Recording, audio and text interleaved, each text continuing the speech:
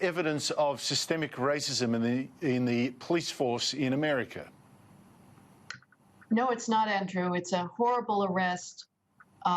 Absolutely heartbreaking to watch the callous behavior on the part of those officers, but it is by no means representative of American policing.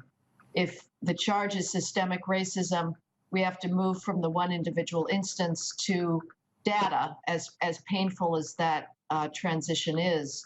And the data simply do not bear out the charge of systemic racism. Last year, in the entirety of the United States, according to the Washington Post database of fatal police shootings of civilians, there were 9 unarmed blacks shot in the entire country.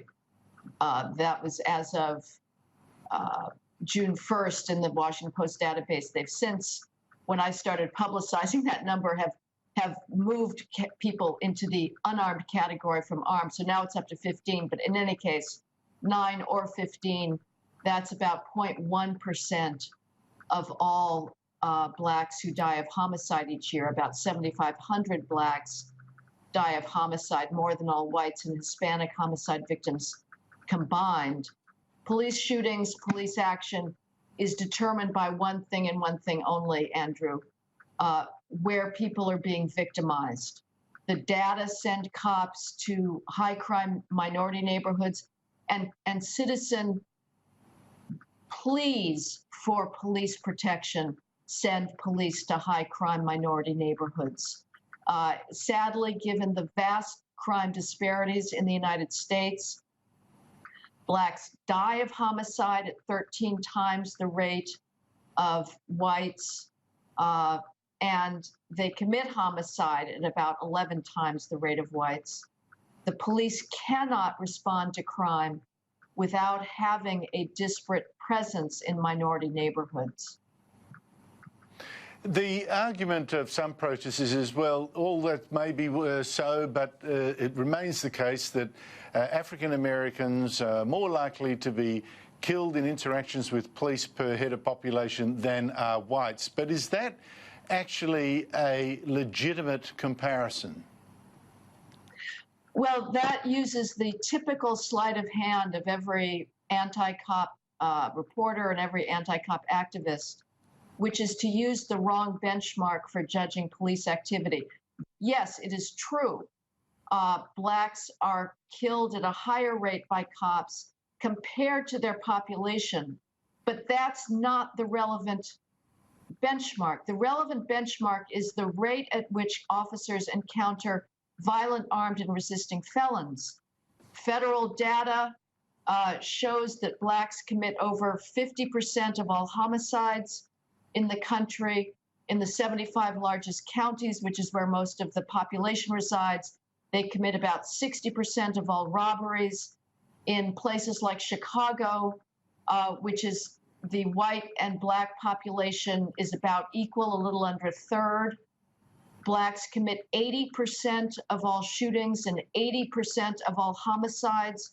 Whites, less than 1% of all shootings and homicides, even though, again, blacks and whites are an equal proportion of Chicago's population. Those vast disparities are repeated in every single American city. And they mean that virtually every time the cops get a shots fired call on their radios, meaning there's been a shooting, somebody has been shot, or we've just heard of a shooting, they are being called overwhelmingly to minority neighborhoods on behalf of a minority victim, and if anybody is cooperating with the police for once, being given the description of a minority suspect. The cops don't wish that reality. It's a reality forced upon them by the facts of crime. Well, if we then take not as our base the overall population, but we look at police having to respond to a potentially violent crime, so an armed robbery or something like that, what do the stats show then in the difference in outcome in terms of police shooting between whites and blacks? They go out, violent crime, they've got to have an interaction with a suspected offender. What is the death rates there compared white-black? there's been several studies over the last couple of years. Last year, one in the Proceedings of the National Academy of Sciences that found that there was no disparity in the rate at which blacks and whites are shot by the police, nor is that those shootings predicted by the race of an officer. What predicts police shootings, and indeed every other type of police behavior, is suspect behavior. So it's hard to make the case that the police are out of control. That's not to say that there are not poorly trained cops who do not control their anger, who need desperately more tactical training, more de-escalation tactics, and cops who should be off the force. But that's true of black and white cops. It's, in fact, a Department of Justice study under the Obama administration of Philadelphia policing found that black and Hispanic cops were more likely to shoot black suspects under the misimpression that that black suspect was armed than white cops were to mistakenly shoot unarmed black suspects. So I think it is poisonous to inject race into this discourse. Instead, we should be talking about ways to get black crime down, because that would radically reduce all interactions that blacks have with the cops. Heather McDonald, thank you so much indeed for your time.